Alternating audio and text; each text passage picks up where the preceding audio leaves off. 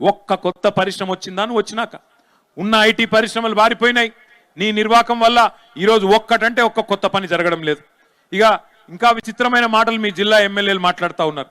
ఇక్కడ స్థానిక ఎమ్మెల్యే ఉన్నాడు, ఆయన కుల్లా చెప్తున్నాడు. ఎన్ఎం శ్రీనివాసరెడ్డి ఏమంటున్నాడు?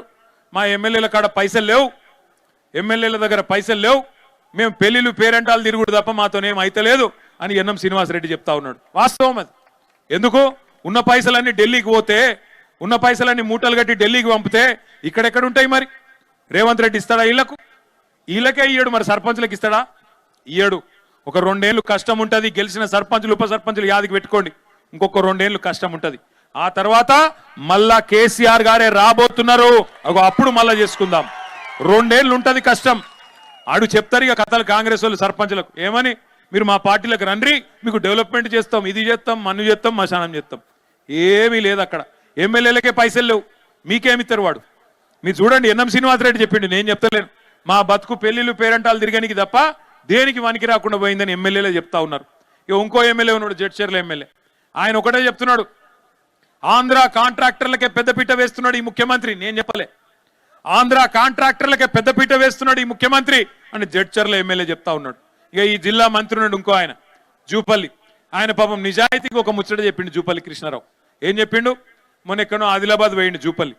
పోతే అక్కడ ఆదిలాబాద్లో వాళ్ళు అడిగినారు, అక్కడ లోకల్ ఎమ్మెల్యే గారు అడిగినారు, సార్ మాకు ఒక రెవెన్యూ డివిజన్ ఇవ్వాలి, గతంలో కేసీఆర్ గారు కొత్త జిల్లాలు చేసిండు, మా కాడ కూడా డిమాండ్ ఉంది, ఒక రెవెన్యూ డివిజన్ మిస్ అయింది, అది మీరు ఇవ్వాలి అన్నారు. అంటే జూపల్లి కృష్ణారావు నిజాయితీగా చెప్పిండు పాపం, ఇగో నేను మళ్ళా గెలుస్తానో లేదో తెలియదు, మా ప్రభుత్వం మళ్ళా వస్తుందో రాదో తెలియదు, నేను హామీలు ఇయ్యా అన్నాడు. మంత్రి గారికి నేను చెప్తా ఉన్నా, నీకు తెలుసో తెలియదో మాకు తెలియదు కానీ ప్రజలకు, పాలమూరు ప్రజలకు మాత్రం పక్కాగా తెలుసు, మీ పార్టీని పండబెట్టి తొక్కేది ఈసారి ఖాయం. 14 నియోజకవర్గాల్లో కొడంగల్తో సహా ఈసారి కాంగ్రెస్ పార్టీని బొందబెట్టబోతా ఉన్నారు ప్రజలు. అందులో ఈ జిల్లాలను ముడితే మాత్రం, వనపర్తి, నారాయణపేట, గద్వాల జిల్లాలను ముడితే మాత్రం అగ్గి రగులుకుంటది, మళ్ళా కాంగ్రెస్ ను దహించి వేస్తదనే మాట కూడా నేను హెచ్చరిస్తా ఉన్నా. దయచేసి ఒకటి ఆలోచన చేయండి, యూరియా బస్తాలు ఇయ్యలేని సన్నాసులు ఇవాళ మీకు తులం బంగారం ఇస్తారా? ఇల్లు ఈ సన్నాసులు 2,500 ఇస్తాడు మహిళలకు, మహాలక్ష్మి ఇస్తాడా? ఇవన్నిటిని తప్పించుకోనికే ఒకటే తెలుసుకున్నాడు ఆయన, ఒకటే అర్థం చేసుకున్నాడు ఆయన. ఏం అర్థం చేసుకున్నాడు? బూతులు మాట్లాడాల. మనం సబ్జెక్టు మాట్లాడితే ఆయన బూతులు మాట్లాడతాడు. నువ్వు అడిగినావు అనుకో, ఏమైందా రేవంత్ రెడ్డి నరికితివి కదా, మరి 15,000 రూపాయలు ఇస్తా అంటివి రైతులకు, కౌలు రైతులకు పైసలు ఇస్తా అంటివి, ఏవి అంటే నీ లాగుల తొండలు ఇడిచి పెడతా. అది ఒకటే వచ్చు. రెండవది ఏమైనా మరి మహిళలకు 2,500 ఏవి స్వామి అంటే నీ గుడ్లు వీకి గోటీలు ఆడతా. నువ్వు గట్టిగా అడిగినావు ఇంకో తులం బంగారం ఎదురా నాయన అని నీ పేగులు తీసి మెడలేసుకుంటా.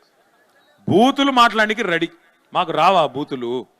ఆయన కన్నా ఒక భాష వచ్చేమో, నాకు 4 భాషలు వచ్చు. తిట్టుమంటే పొల్లు తిడతా, కానీ ఇక మంచిది కాదని ఊకుంటున్నా. ఇక ఆయన బాధ ఏందో నాకు అర్థం కాదు. ఇప్పుడు అడ్డిమారి గుడ్డి దెబ్బలో ముఖ్యమంత్రి అయిపోయింది. అది మన దగ్గర అంటారు కదా ఊళ్ళలో, అడ్డిమారి గుడ్డి దెబ్బల కిస్మత్ బాగుంది. మేము అనుకోలే, కార్యకర్తలు మా వాళ్ళు బీఆర్ఎస్ వాళ్ళు అనుకోలే. మీరేమనుకున్నారో నాకు తెలుసు.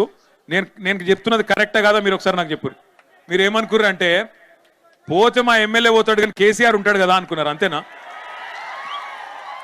అదే అనుకున్నారు. కాకపోతే ఏం జరిగిందంటే, అట్లా దేవరకద్ర వాళ్ళు అనుకున్నారు, మహబూబ్నగర్ వాళ్ళు అనుకున్నారు, నారాయణపేట వాళ్ళు అనుకున్నారు, అందరు వేలు. మొదటికే మోసం వచ్చింది, లాజిక్ మిస్ అయ్యారు మీరు. ఎమ్మెల్యే లేకపోతే కేసీఆర్ ఎట్లుంటాడే? గది మిస్ అయ్యారు మీరు. అందుకే నేను మీ అందరికి ఒకటి దండం పెట్టి చెప్తున్నా, ఈ కార్డు నుంచి ఒకటి యాద పెట్టుకోరి. ఇక పోయినసారి జరిగిన తప్పు మళ్ళీ జరగద్దు అంటే ఏం చేయాలి? రేపు మున్సిపాలిటీలో కూడా మళ్ళీ కారు గుర్తు మీద బీఫామ్ మీద వస్తారా మనోళ్ళు?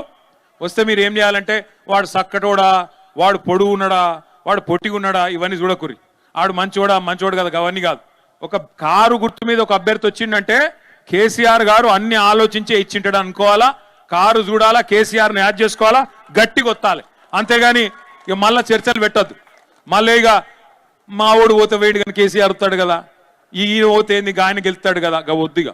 మీరు ఇక్కడి నుంచి గట్టిగా కసి మీద, సరే సర్పంచ్ ఎన్నికల్లో గుర్తులు లేవు కానీ రేపు ఎంపీటీసీ ఎన్నికల్లో, జెడ్పీటీసీ ఎన్నికల్లో, మున్సిపల్ ఎన్నికల్లో కారు గుర్తు గులాబీ జెండా ఉంటది. అది మాత్రమే చూడాలి తప్ప అటు ఇటు చూడద్దిగా. పక్కనా మళ్ళా తప్పు చేయరు కదా, గట్టి కొట్లాడదామా? కొట్లాడదాం. రెండో మాట, ఇంకొక మాట నేను విజ్ఞప్తి చేసేది మీకు, దయచేసి ఒకటి గుర్తుపెట్టుకోండి. మీరు మున్సిపల్ ఎన్నికల్లో కనుక గట్టికి కొడితే నాకు తెలిసి రేవంత్ రెడ్డి జిల్లా పరిషత్ ఎన్నిక పెట్టే ధైర్యం కూడా చేయడు. ఆయనకి ఇప్పటికే భయం అవుతుంది. మీరు 40% సర్పంచులు గెలిచినారు, దాంతోనే భయపడి సస్తున్నాడు. మళ్ళా గుర్తు మీద ఉండే ఎన్నికలు పెడితే మళ్ళీ నా కుర్చీ ఎక్కడ పోతుందేమో ఆయన భయం. ఎందుకంటే ఢిల్లీ వాళ్ళు ఊరుకోరు కదా, ఆయన బేకారు ఉన్నట్టు తీసి పాడేయండి అంద అంటారు. ఆయన భయం అయినది. అందుకే మున్సిపల్ ఎన్నికల్లో గెలిచిన సర్పంచులు, జెడ్పీటీసీలు, ఎంపీపీలు, మాజీలు ఎవరెవరైతున్నారో అందరూ మున్సిపాలిటీకి రావాలి. అక్కడ గట్టిగా పని చేయాలి. అక్కడ మీ చుట్టాలు ఉంటారు, మీ దోస్తులు ఉంటారు, మీ క్లాస్మేట్లు ఉంటారు. వాళ్ళందరికీ ఒకటే చెప్పాలి, అరే మళ్ళీ తిరిగి కేసీఆర్ గారిని తెచ్చుకోవాలంటే ఈ మున్సిపాలిటీలో కూడా గట్టిగా కారు గుర్తు మీదనే ఒత్తాలా అని చెప్పి గట్టిగా చెప్పి బరాబర్ మనోళ్ళు ఎవరు నిలబడ్డా వారిని గెలిపించుకునే బాధ్యత మనందరం తీసుకోవాలని చెప్పి కూడా నేను కోరుతా ఉన్నా. చివరగా ముగించే ముందు నేను ఒక్కటే ప్రార్థన చేస్తా ఉన్నా. మళ్ళీ ఐటీ హబ్ కలకలలాడాలి అంటే, మళ్ళీ ఇక్కడ ఉద్యోగాలు రావాలి అంటే, అమర రాజా లాంటి పరిశ్రమలు మళ్ళీ రావాలి అంటే, రైతులకు మంచి రోజులు రావాలంటే, మా ఆడబిడ్డల ముఖంలో మళ్ళీ చిరునవ్వు వెలగాలి అంటే, మన భూముల ధరలు మళ్ళీ పెరగాలి అంటే మళ్ళొక్కసారి కేసీఆర్ రావాలి అన్నది గుర్తుపెట్టుకోండి. ఈసారి తప్పు చేయొద్దు, ఈసారి ఏ మరుపాటు వద్దు. ఆల వెంకటేశ్వర్ రెడ్డి 1300 ఓట్లతో ఓడిపోయిండు, మర్రి జనార్దన్ రెడ్డి 5000 ఓట్లతో ఓడిపోయిండు, లక్ష్మారెడ్డి గారు కూడా దగ్గరకు వచ్చి ఓడిపోయిండు. ఇట్లా ఈసారి తప్పు జరగొద్దు. ఈసారి ఎవరు నిలబడ్డా ఒకటే గుర్తుపెట్టుకోవాలా, మళ్ళా గులాబీ జెండా ఎగిరి కేసీఆర్ గారు మళ్ళీ వస్తేనే పాలమూరు రంగారెడ్డి ఎత్తిపోతల పథకంలో భాగంగా మన పొలాలకు నీళ్లు వస్తాయి. ఈ దుర్మార్గులు ఉన్నంత కాలం వీళ్ళేమి చెయ్యరు. వీళ్ళు అడ్డమైన అబద్ధాలు, అడ్డమైన డైవర్షన్ గేములు అవి తప్ప వీళ్ళు చేసేదేమి ఉండదు. అందుకే దండం పెట్టి చెప్తున్నా, మున్సిపల్ ఎన్నికల నుంచే మన జైత్రయాత్ర మొదలు కావాలి. భవిష్యత్తులో ఆ జైత్రయాత్ర అట్లే కొనసాగాలి. ఈ రోజు పాలమూరులో కనబడ్డ జోషు, మహబూబ్నగర్ లో కనబడ్డ జోషు మొత్తం 14 నియోజకవర్గాలకు పాకాల. తప్పకుండా గులాబీ జెండా ఎగరాలని కోరుతూ, జై తెలంగాణ, కేసీఆర్ గారి నాయకత్వం. జర ఆగండి భయ్, ఆగండి. ఇక్కడ మీరు నాయకులు